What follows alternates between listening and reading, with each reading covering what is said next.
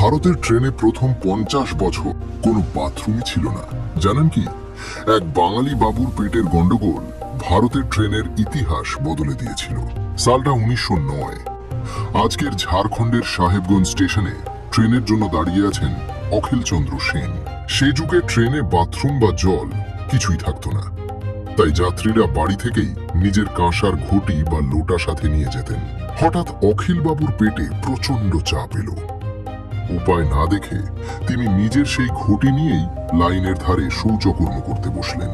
কিন্তু ঠিক সেই চরম মুহূর্তেই ট্রেনের গার্ড হঠাৎ হুইসেল বাজিয়ে ট্রেন ছেড়ে দিল। অখিল বাবু পড়লেন মহাবিপদে। এক হাতে জলের ঘটি আর এক হাতে ধুতি সামলে ট্রেনের পেছনে দৌড়তে গিয়ে সোজা কাদায় মুখ থুবড়ে পড়লেন। আর ট্রেন তাকে ফেলেই চলে গেল।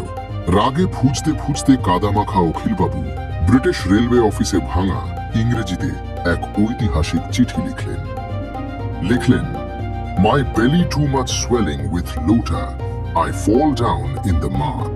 এই চিঠি পড়ে ব্রিটিশ অফিসাররা হাসতে হাসতে পাগল, কিন্তু তারা বুঝল যাত্রীদের কি চরম কষ্ট। আর এরপরেই ভারতের সব ট্রেনে বাথরুম তৈরির নির্দেশ দেওয়া হয়। ভাবুন, এক বাঙালির পেটের চাপ পুরো রেলওয়ের ইতিহাস বদলে দিল। তার সেই অরিজিনাল চিঠি আজও দিল্লির রেলওয়ে মিউজিয়ামে বাঁধিয়ে রাখা আছে। সেদিন অখিল বাবুর জায়গায় ঘটি হাতে আপনি থাকলে কি করতেন? কমেন্টে জানান।